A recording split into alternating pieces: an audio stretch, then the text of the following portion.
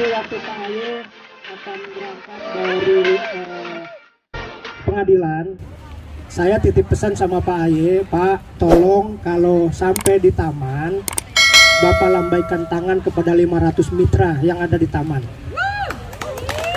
Ya, kemudian saya minta izin sama sipirnya, kalau boleh Pak pelan-pelan ya. Jadi apa yang Pak Aye hargai untuk kita, mari kita sama-sama hargai untuk Pak Aye ya. Berikut dengan Bu Ani. Jadi apalagi tadi sudah online, sudah live juga dengan Bu Ani, itu berarti nilai plus buat kita sama-sama. Tadi poin pertama sudah disampaikan oleh Bang Bisri sama Bu Norin. Sebelum saya masuk di dalam poin persidangan di sore hari ini, saya mau kita samakan persepsi dulu. Karena kalau kita tidak sama-sama persepsinya, maka semakin dekat semakin goyang kita. Jadi kita sama-sama punya persepsi dulu, Bapak Ibu, teman-teman mitra yang sama-sama kita sayangi dan kasihi. Harapannya begini Bapak Ibu, jangan kita punya persepsi bahwa kita ikut ke sini, kopdar ke sini karena mau mendapatkan sesuatu. Tapi persepsi yang harus dibangun bahwa kita datang ke sini karena kita sudah mendapatkan sesuatu. Itu kenapa harus kita bangun bersama? Karena kalau Bapak Ibu datang ke sini untuk mau mendapatkan sesuatu, berikutnya Bapak Ibu tidak dapat, maka Bapak Ibu akan mendapatkan kekecewaan. Pahami ya, tadi kalau teman-teman yang masuk di ruang tunggu pasti dengar apa yang disampaikan oleh majelis hakim, bahwa persidangan ini nggak segampang itu. Tapi dengan adanya keputusan 2 kali dalam seminggu, maka harapannya akan lebih cepat, kan gitu. Tapi jangan kita punya persepsi yang salah bahwa kita hadir berjuang itu karena kita ingin mendapatkan sesuatu. Bukan, kita sudah punya sesuatu itu, tapi tinggal kita menggerakkannya, kan gitu. Supaya apa? Di saat kita terus berlangkah, maka kita tidak menerima kekecewaan. Pola itu kita harus bangun sama-sama. Kenapa saya bicara seperti itu? Saya memberikan semangat buat Bapak Ibu, kita sama-sama. Bapak Ibu boleh cek sama teman-teman yang ada di dalam ruang sidang. Saya biasa dari awal itu sampai akhir itu saya selalu berdiri. Ada Bu Norin di sini jadi saksi, ada Pak Bisri jadi saksi. Kenapa? Karena saya coba perhatikan setiap sidang. Supaya apa? Supaya kita sama-sama belajar tentang hukum. Karena saya tahu banget bahwa kita semua sedang bermasalah dengan hukum. Betul ya? Dikejar orang, disomasi orang, dilaporkan ke kepolisian dan lain sebagainya.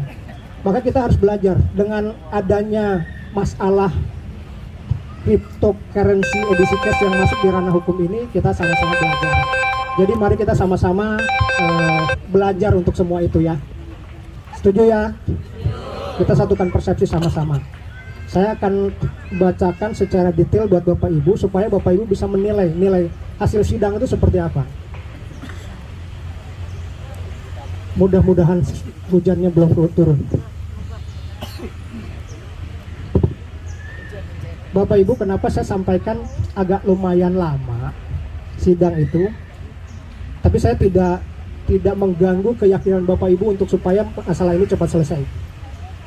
Yang pertama, PR-nya untuk sidang hari ini adalah JPU sebenarnya. Dia harus membuktikan transfer dana dari Bank Mandiri, BCA, BNI, dari Pak Haji Mulyana ke Bu Suryani, dari 3.000 mitra kurang lebih, masuk ke Upland 103 dan masuk ke Pak Haji Mulyana. Bapak Ibu bisa bayangkan 3.000 itu kurang lebih. Tuh yang dari Bogor udah terus 3.000 lebih, 3.000, 4.000 kurang. Itu masuk ke 103 orang upline-nya, kemudian masuk ke Haji Mulyana 1 orang, kemudian baru ke Ibu Suryani. Bapak Ibu bisa bayangkan Setumpuk itu harus diperiksa. Kemudian yang kedua, ini saya mungkin sama-sama kita harus berbangga punya penasihat hukum Pak Aye yang luar biasa, Pak Alkatiri dan tim. Kalau Bapak Ibu ada di ruang sidang, maka Bapak Ibu akan bisa merasakan bagaimana fighting spirit, bahasa Indonesianya apa ya? Semangat juang dari seorang Alkatiri. Ini saya mau cerita buat Bapak Ibu. Yang kedua,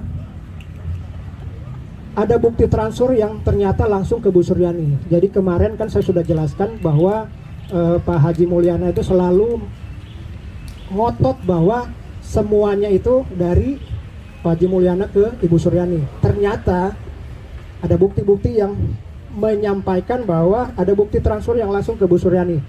Sekali lagi saya sampaikan, karena di LC selalu saya ditanya, inilah keterlibatan kita sama-sama.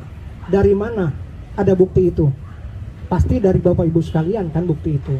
Makanya pertanyaan-pertanyaan yang ada di LC, bagaimana seorang penasihat hukum bisa fight, itu karena ada bagian yang Bapak Ibu lakukan. Betul ya?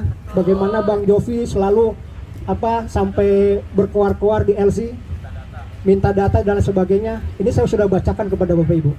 Jadi apa yang Bapak Ibu sampaikan, apa yang dikumpulkan oleh tim, itu nggak mubazir Bapak Ibu. Dan itu dipakai oleh Pak Alkatiri untuk fight dia di persidangan. Itu yang kedua. Kemudian yang ketiga, inilah seorang Alkatiri. Saya senang dengan gaya dia jadi seorang pengacara. Pak Alkatiri ini sangat fight untuk membuktikan bahwa Pak Aye dan Bu Ani itu nggak salah. Dia fight. Setiap persidangan itu selalu pengacara lain tidak punya kesempatan. Selalu dia fight. Saya suka sekali dengan gayanya dia. Bagaimana dia mau membuktikan bahwa Pak Aye dan Bu Ani itu tidak bersalah. Kemudian berikutnya, Pak Alkatiri itu minta waktu 20 menit kepada penasihat untuk semua penasihat hukum, untuk menghitung uang transfer, membuktikan bahwa dakwaan itu benar atau salah. Bayangkan. Jadi dia meminta semua pengacara, padahal bukan semuanya pengacara Pak Aye dan Bu Ani. Ada pengacaranya Pak Roib, ada pengacaranya Pak Eko dan lain sebagainya. Tapi dia minta semuanya untuk sama-sama hitung uang itu benar nggak buktinya. Untuk apa? Untuk membuktikan Bapak Ibu. Lihat loyalitas seorang Alkatiri. Saya suka bener, balik ulang-ulang nih, saya suka bicara dia.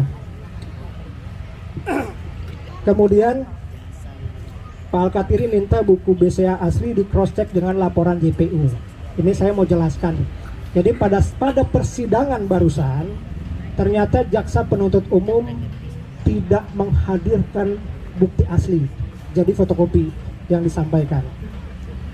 Kenapa? Dan satu lagi, bukti yang disampaikan, bukti transfer itu adalah penyerahan dari penyidik kepolisian. Jadi bukan jaksa yang mencari sendiri dan membuktikan enggak di JPU. Nah ini nanti ada hasilnya Bapak Ibu, hasil dari keputusan itu. Bapak Ibu kalau dengar bagaimana majelis hakim agak sedikit ngotot dan lain sebagainya, nah itu poin-poin itu yang jadi perhatian. Kenapa? Karena yang dihadirkan itu print-printan warna hitam, sementara kalau bukti dari bank itu pasti warna biru, ya. Dan urutannya sebenarnya harusnya dari jaksa penuntut umum bersurat ke bank, entah itu BCA, Mandiri dan lain sebagainya. Kemudian dari bank baru membuktikan nilai printnya atau nilai bukti transaksinya. Kenapa Pak Alkatiri lakukan itu? Yang menjadi pertanyaan beliau adalah waktu di Bareskrim PPATK-nya disampaikan. Bapak Ibu tahu PPATK ya? PPATK itu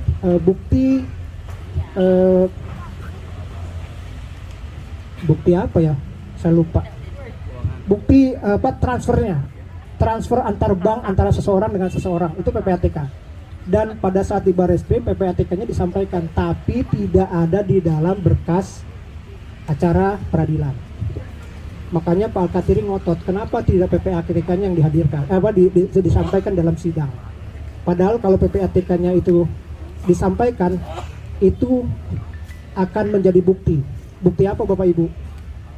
Yang Pak Alkatiri fight adalah bukti bahwa Pak Aye dan Bu Ani tidak melakukan money laundry. Pencucian uang, sorry. Itu dia mau buktikan. Kemudian yang berikutnya, pernyataan dari jaksa penuntut umum, bukti dia dapat dari penyidik. Itu makanya hasilnya adalah majelis hakim memutuskan bahwa penyidiknya akan dipanggil untuk menjadi saksi. Jadi akan dikonfrontir. Bahasanya konfrontir itu dipertemukan dengan saksi lain. Jadi akan dipertemukan. Kemudian majelis hakim memutuskan untuk bila perlu penyidik dihadirkan. Tadi saya sudah jelaskan. Kemudian majelis hakim meminta jaksa penuntut umum untuk bekerja sama dengan kepolisian dan pihak bank untuk menghadirkan bukti-bukti yang diperlukan. Berikutnya,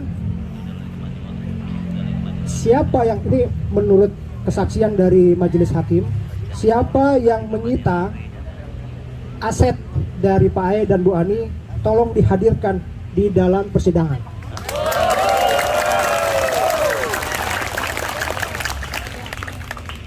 Tadi sidang 2 kali sudah dijelaskan sama Pak Bisri dengan Bu Norin, tapi saya mau jelaskan sedikit terkait dengan sidang. Sidang itu disepakati mulainya jam 9 Bapak Ibu. Jadi harapan masukan dari saya buat Bapak Ibu yang ditugaskan oleh Bang Bisri untuk hadir dalam ruang persidangan maupun ruang tunggu, mohon agar datang sebelum jam 9. Kalau yang lain nanti sesuai dengan jadwal kopdar. Ya, nanti tolong koordinasi dengan Pak Bisri. Kemudian ini menarik Bapak Ibu. Majelis hakim menyampaikan begini. Kenapa harus ada pembuktian? Karena pembuktian itu harus seperti sidang di perdata. Ini sudah masuk ranah perdatanya Bapak Ibu. Kenapa?